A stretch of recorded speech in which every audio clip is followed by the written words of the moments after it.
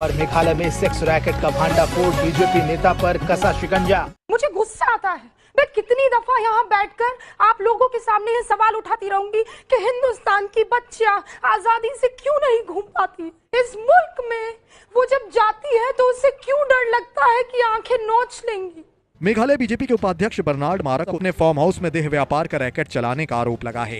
मैं माफी चाहती हूँ कि मैं एक औरत हूँ और मैं आज अपने आप को रोक नहीं पा रही हूँ। मुझे ये सब नहीं करना चाहिए, मुझे संतुलित होकर अपनी बात आप तक पहुँचानी चाहिए। एक तरफ प्रधानमंत्री बेटी बचाओ और बेटी पढ़ाओ का नारा देते हैं, वहीं दूसरी तरफ भाजपाई उन्हीं बेटियों की इज्जत को तार तार करने, उनकी इज्जत की बोली लगाने के लिए हर दम तैयार बैठे रहते हैं। और किसी शासन प्रशासन की इतनी हिम्मत नहीं होती है कि वो इन लफंगों, उचक्कों और बलात्कारियों के गिरेबान पर हाथ रख सके।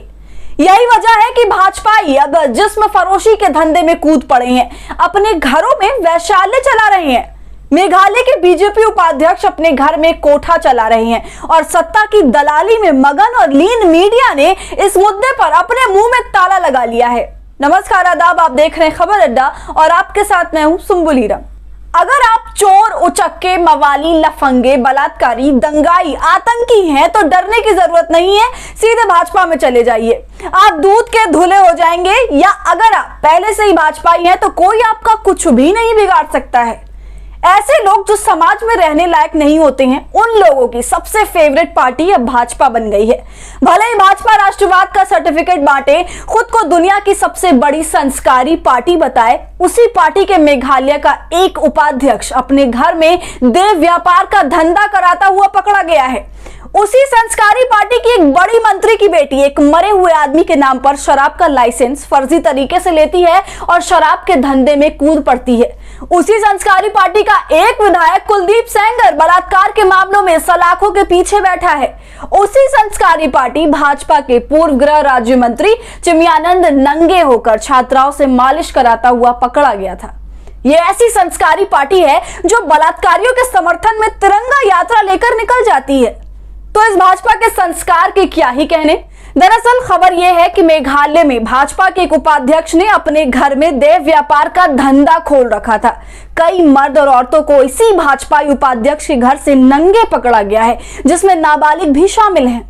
नेताजी के घर से गर्भ निरोधक के 500 से ज्यादा पैकेट मिले हैं, जो नेताजी समाज सेवा के लिए इन पैकेटों का इस्तेमाल करते थे। इसके अलावा नेताजी के घर से 210 लीटर शराब बरामद हुई है, जो सबसे ज्यादा चौंकाने वाली चीज जो इस देह व्यापार करने वाले नेताजी के घर से मिली वो विस्फोटक और बारूद है, जो ये बताने के लिए काफी है कि भाजपा के नेता ना सिर्फ देह व्यापार का धंधा करते थे बल्कि ये आतंकवादी भी थे। न्यूज़ 24 ने इस पर खबर करते हुए लिखा कि वैशाल्य चलाने के आरोप में गिरफ्तार बीजेपी उपाध्यक्ष बर्नार्ड मारक के फार्म हाउस से विस्फोटक बरामद। इस पूरे मामले पर एसपी विवेकानंद सिंह ने बताया कि रेड के दौरान पुलिस को फार्म हाउस में 68 पुरुष और महिलाएं मिली। साथ ही साथ पुलिस ने 36 गाड़ियां, 210 लीटर शराब और कॉन्डम, गर्भ निरोधक के 500 पैकेट सीज किए। उन्होंने बताया कि लोग आपत्तिजनक अवस्था में थे और बच्चों को छोटे छोटे गंदे और बदबूदार कमरों में बंद किया गया था। हमने पहले ही आपको बताया कि इस भाजपा नेता के घर से विस्फोटक मिलने का मतलब है कि नेता नहीं, आतंकवादी है, जो अपना भेष बदल कर अपने चेहरे को छुपाना चाहता था, जो भाजपा में शामिल होकर बचना चाहता था। इसी पर द प्रिंट ने खबर किया है और हेडलाइन लगाया है कि कौन है बर्नार्ड मारक जो आतंकवादी से बीजेपी नेता बना, जिस पर मेघालय में वैशाल्य चलाने का आरोप लगा है कि बर्नार्ड मारक एक विघटित आतंकवादी समूह के पूर्व अध्यक्ष थे। इस खबर की माने तो ये भाजपा का ये नेता बीजेपी में आने से पहले आतंकवादी था। इस घटना के बाद भाजपा बुरी तरह फंस गई है, लेकिन इन बेशर्मों को कोई शर्म नहीं है। लेकिन जिसकी बेशर्मी की सबसे ज्यादा पोल खुली है वो इस देश की मीडिया है, जो खबरों को धंधा बनाकर एक अलग तरह का स्टूडियो में वैशाल्य चला रही है। इन टीवी के पत्रकारों के मुंह से इस पूरे मामले पर एक शब्द नहीं निकला है और बोल नहीं पा रहे हैं, जैसे मानो ये कोठा चलाने वाला ये भाजपाई इनका रिश्तेदार हो। आपको याद होगा कि हैदराबाद में एक बलात्कार की घटना के बाद स्टूडियो में रूबिका लियाकत फूट फूट कर रो रही थी और ये बताने की कोशिश कर रही थी कि वो लड़कियों के साथ हो रहे बलात्कार की घटनाओं से तंग आ चुकी हैं।